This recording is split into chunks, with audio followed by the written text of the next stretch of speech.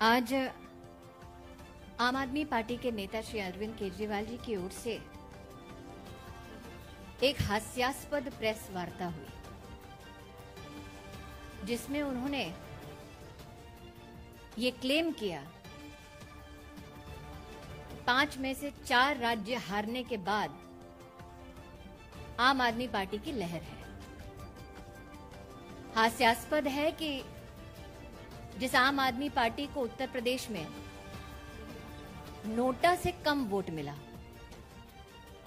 जिस आम आदमी पार्टी की उत्तराखंड में 70 सीटों में से 55 सीटों पर जमानत जब्त हुई, और जिस आम आदमी पार्टी के गोवा में मात्र 6% वोट मिला, उस पार्टी के नेता अरविंद केजरीवाल जी देश के यशस्वी प्रधान सेवक नरेंद्र भाई मोदी पर कटाक्ष कर रहे हैं। कटाक्ष करने का कारण कि वो दिल्ली में निगम का रिफॉर्म, उसका समर्थन नहीं करना चाहते। रिफॉर्म के विरोध में अरविंद केजरीवाल स्वयं उपस्थित होंगे, ये शायद दिल्ली के नागरिकों ने कभी सोचा नहीं था। लेकिन दिल्ली के नागरिक वो नजारा भी देख चुके जब अरविंद केजरीवाल जी ने स्वतः नगर निगम का गत 7 वर्षों में 13,000 करोड़ रुपया रोक के रखा ताकि निगम अपने कार्यों में विफल हो। आज पूर्ण विनम्रता के साथ जिनकी यूपी में नोटा से कम सीट आई, उत्तराखंड में जिनकी जमानतें जब्त हुई, ऐसे अरविंद जी से मेरे कुछ सवाल हैं। क्या अरविंद केजरीवाल जी जानते थे कि दिल्ली में नगर निगम के उच्च अधिकारियों ने, प्रतिनिधियों ने पिछले साल ही रिफॉर्म की दरकार को व्यक्त किया? क्या अरविंद केजरीवाल जी इस बात को स्वीकार करेंगे कि दिल्ली सरकार जानबूझकर 13,000 करोड़ रुपया दिल्ली में नगर निगम को ध्वस्त करने की मंशा से रोक कर बैठे हैं? क्या अरविंद केजरीवाल जी ये जवाब देने की कृपा करेंगे कि क्यों उन्होंने दिल्ली में सफाई कर्मी एवं सफाई व्यवस्था के फंड को निगम की परिधि में रोक कर रखा है? दिल्ली में जिन पार्क्स में शहर के बच्चे खेलने के लिए इच्छुक हैं, बुजुर्ग व्यायाम करने के लिए इच्छुक हैं, उन पार्कों के मेंटेनेंस का पैसा क्यों अरविंद केजरीवाल जी रोक कर बैठे हैं? झुग्गी झोपड़ी में गरीबों की दुहाई देने वाले अरविंद केजरीवाल जी 7 साल से नगर निगम का वो पैसा रोके बैठे हैं जिसके माध्यम से जे क्लस्टर्स में विकास का काम गरीब के लिए हो सके। यह अपने आप में स्तब्ध करने वाली बात है कि निगम के माध्यम से गांव के विकास के लिए भी जो पैसा दिल्ली सरकार को देना चाहिए था, वो पैसा भी जानबूझकर अरविंद केजरीवाल जी समाप्त कर चुके हैं, और उसका विरोध दिल्ली नगर निगम की ओर से कई बार उनके समक्ष हो चुका है। हम सब जानते हैं कि कम्युनिटी सेंटर्स में गरीब चाहे किसी भी समुदाय का क्यों ना हो, परिवार में बच्चे के जन्म का उत्सव मनाने का प्रयास करता है। गरीब की बेटी का ब्याह ऐसे कम्युनिटी सेंटर्स में हो, ऐसी अभिलाषा समाज में रहती है। निगम के माध्यम से ऐसे कम्युनिटी सेंटर्स में सेवा देने का प्रयास होता है, लेकिन अरविंद केजरीवाल जी कम्युनिटी सेंटर का पैसा भी रोक कर बैठे हैं। वो सड़क, वो गली जो किसी गरीब के घर तक पहुंचती है, वो सड़क ना बने, गली में खुली सुएज बहती रहे, विकास का निगम के माध्यम से काम ना हो, अरविंद केजरीवाल जी वो पैसा भी बंद कर चुके हैं। तो आज अपनी एक प्रेस कॉन्फ्रेंस के माध्यम से इलेक्शन कमीशन की निष्पक्षता पर जब उन्होंने प्रहार किया है, लोकतंत्र की जब उन्होंने दुहाई दी है, तो मैं उनसे अपील करना चाहती हूं कि लोकतंत्र की सबसे मजबूत इकाई और ग्रास रूट पर सेवा देने वाली नगर निगम को 13,000 करोड़ रुपया से अब तक अरविंद केजरीवाल ने जो वंचित किया है, दिल्ली के गरीब नागरिकों की मुसीबतों को बढ़ाने का जो काम किया है, मेरा निवेदन केजरीवाल जी से है कि वो गरीब की झुग्गी झोपड़ी क्लस्टर्स में विकास का काम होने दें, निगम के रिफॉर्म का काम ना रोकें, गरीब के घर तक पहुंचने वाली सड़कों के निर्माण में निगम का सहयोग दें, सफाई कर्मियों का फंड ना रोकें, गरीब जिस कम्युनिटी सेंटर का महत्व समझता है उस कम्युनिटी सेंटर का पैसा ना रोकें, गांव के विकास को ना रोकें। मैं आशान्वित हूं कि अरविंद केजरीवाल जी अगर वाकई में रिफॉर्म के पक्ष में है, गरीब के पक्ष में है, तो नगर निगम का बकाया 13,000 करोड़ रुपया का वो कल ही दिल्ली सरकार के माध्यम से निगम तक पहुंचाएंगे। लेकिन जो खुशफहमी अरविंद केजरीवाल जी को है कि लहर उनकी है, उनसे कह दो कि जिनको उत्तर प्रदेश में नोटा से भी कम वोट मिला, जो स्वयं बनारस में लोकसभा के चुनाव में शिकस्त पा चुके हैं, उनके मुख से ऐसे शब्द शोभा नहीं देते। Ladies and gentlemen, today the nation was bemused to see a press interaction by the Delhi Chief Minister Arvind Kejriwal. As Indians, we should take umbrage in the fact that Arvind Kejriwal ji chose to attack the Election Commission and the electoral process that has been hailed across the world as fair and transparent. What bemused Karyakartas of the Bharatiya Janata Party was the fact that Mr. Kejriwal claimed that his party had a decisive impact in the election results that the country yesterday saw. Today, the question that begets Mr. Kejriwal is this: the Aam Aadmi Party received less votes than Nota in the state of Uttar Pradesh. In Uttarakhand, the Aam Aadmi Party lost its deposit on 55 seats out of 70. In Goa, the Aam Aadmi Party was reduced to a vote share of just 6%. So a leader who loses 4 state elections claims that he is the harbinger of change. But what was he the harbinger of in the national capital? In Delhi, for the past 7 years, Mr. Kejriwal himself has stopped the funds for sanitation workers. In Delhi, under Mr. Kejriwal's leadership, money that is meant for development of villages, development activities that are to be taken up by the Nagar Nigam, has been stopped by Mr. Kejriwal.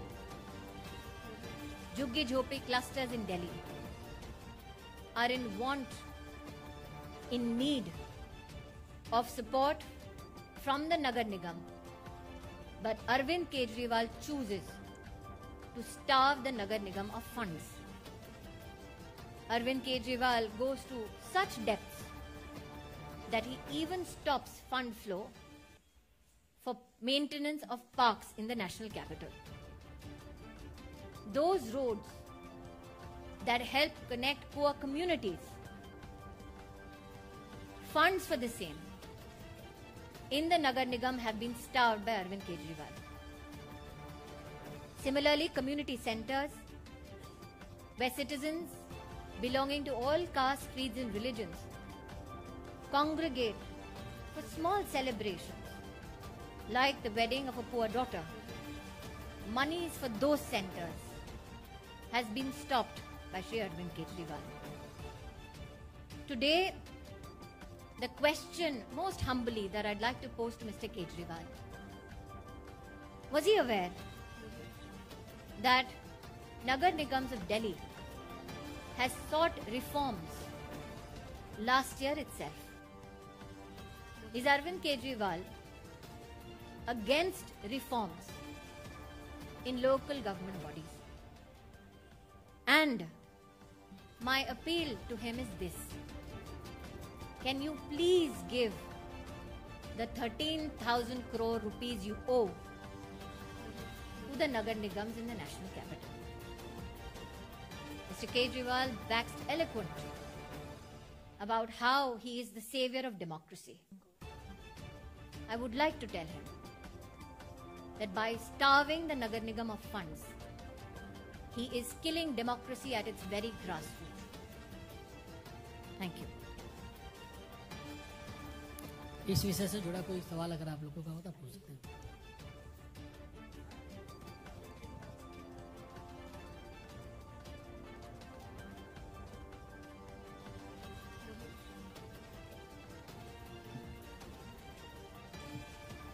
Arvind Kejriwal ji के पास आज भी इस बात का जवाब नहीं कि 13,000 करोड़ रुपया वो जानबूझकर क्यों रोक कर बैठे हैं निगम का। क्या वो अपनी राजनीतिक रोटियां सेकने के लिए, अपने लिए चुनावी माहौल बनाने के लिए, गरीब की सेवा के लिए जो निगम समर्पित है उसका फंड जानबूझकर रोक कर बैठे हैं? दूसरा, तीनों मेयर्स अरविंद केजरीवाल जी के घर के सामने 13 दिन दिसंबर में 13,000 करोड़ रिलीज करने की मांग के साथ बैठे थे। केजरीवाल जी तो कहते हैं कि वो बहुत यशस्वी आंदोलनकारी है, तो उन्होंने क्यों निगम के माध्यम से गरीब की सेवा के लिए वो 13,000 करोड़ रुपए नहीं दिए? रिफॉर्म की दृष्टि से पिछले साल ही इस रिफॉर्म की मांग मेयर्स ने की थी। प्रश्न उठता है कि आज तक अरविंद केजरीवाल की चुप बैठे इस विषय पर। और जैसा कि मैंने कहा, हास्यास्पद है अगर उनको लगता है कि 55 सीटों पर जमानत जब्त होने का मतलब उनकी लहर है। हास्यास्पद है अगर उनको लगता है कि यूपी में नोटा से कम वोट आना उनकी लहर का संकेत है। मेरा प्रश्न एक बार फिर वही है, निगम के आर्थिक स्वास्थ्य के लिए क्या अरविंद केजरीवाल कल 13,000 करोड़ रुपया जो बकाया है निगम का उसको रिलीज करेंगे? क्योंकि तो अपील उन्होंने की ना कि पार्टियां आती हैं जाती हैं, देश रहना चाहिए। तो देश की राजधानी के साथ इतना बड़ा अन्याय क्यों कर रहे हैं अरविंद केजरीवाल? देवेंद्र प्रसाद, इंडिया टीवी।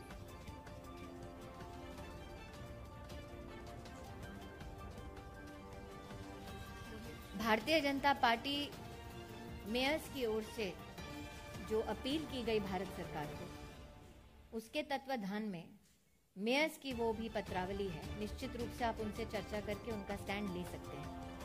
मैं क्योंकि केंद्र में कैबिनेट में सेवा दे रही हूँ, इसलिए किसी और इलेक्टेड रिप्रेजेंटेटिव की ओर से मेरे लिए बोलना उचित नहीं होगा, लेकिन उनकी अपील सार्वजनिक हो चुकी है। जहाँ तक कि संगठन से कोई वक्तव्य की आपकी अपेक्षा है तो आदेश जी साथ ही बैठे हैं, आदेश जी भी आपको जवाब दे सकते हैं। जितेंद्र जी, आपने पूछा हो गया?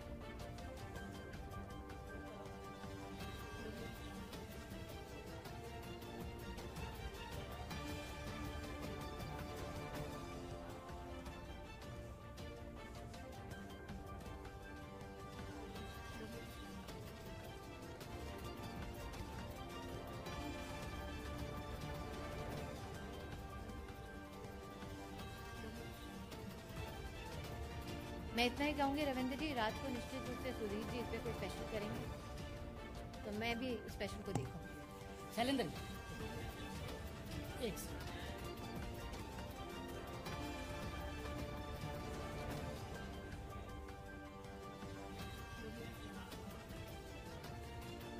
रास्ता एक ही है कि वो फंड इस वक्त अरविंद केजरीवाल जी दबोच कर बैठे हैं, वो रिलीज कर दें तो राजधानी की गरीब जनता उनका बहुत बड़ा एहसान मानेगी।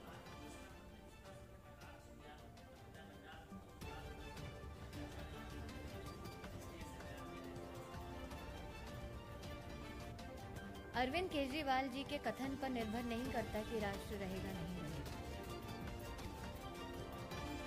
अगर एक व्यक्ति एक जीत के बाद और 4 राज्यों में हारने के बाद अपने आप को राष्ट्र से बड़ा समझ ले तो उनकी खुशफहमी तो जनता ही दूर करेगी। लेकिन मैं अभी भी अपने एक ही मुद्दे पर अड़ी हूं कि अगर वाकई में राजधानी में गरीब परिवारों की अरविंद केजरीवाल जी को चिंता है तो सफाई कर्मी के जो फंड हैं उसको रिलीज करें, गांव के विकास का फंड को रिलीज करें, गरीब के घर तक सड़क बने मेंटेन हो उसका फंड रिलीज करें, झुग्गी झोपड़ी क्लस्टर का जो फंड दबाकर बैठे हैं उसको रिलीज करें और वाकई में लोकतंत्र की हत्या ग्रास रूट पर निगम को दबोचकर ना करें। आप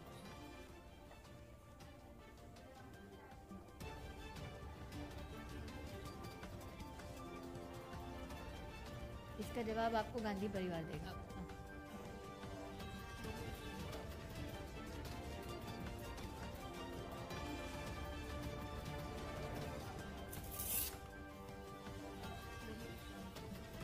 बिल्कुल, जनता देख रही है कैसे 7 साल से 13,000 करोड़ रुपया जानबूझकर अरविंद केजरीवाल जी ने रोक कर रखा है।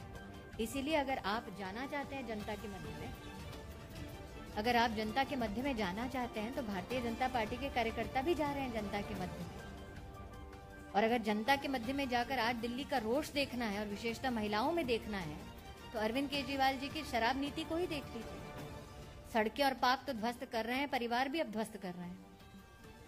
Amit ji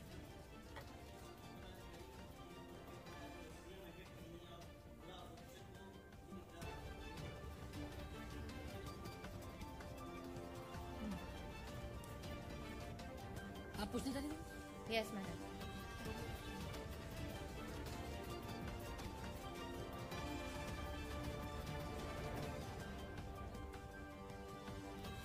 I am absolutely delighted at whoever wants to take up the space of the opposition. Because my firm belief is that in 2024, yet again, it is the Bharatiya Janata Party under the leadership of the Pradhan Sevak that will fill the spaces needed to fill to serve in government. एक last question.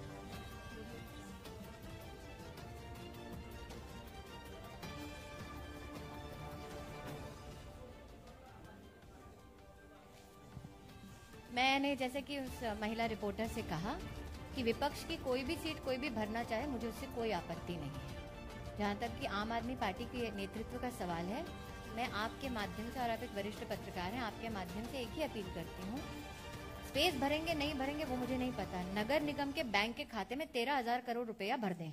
धन्यवाद। बहुत बहुत धन्यवाद।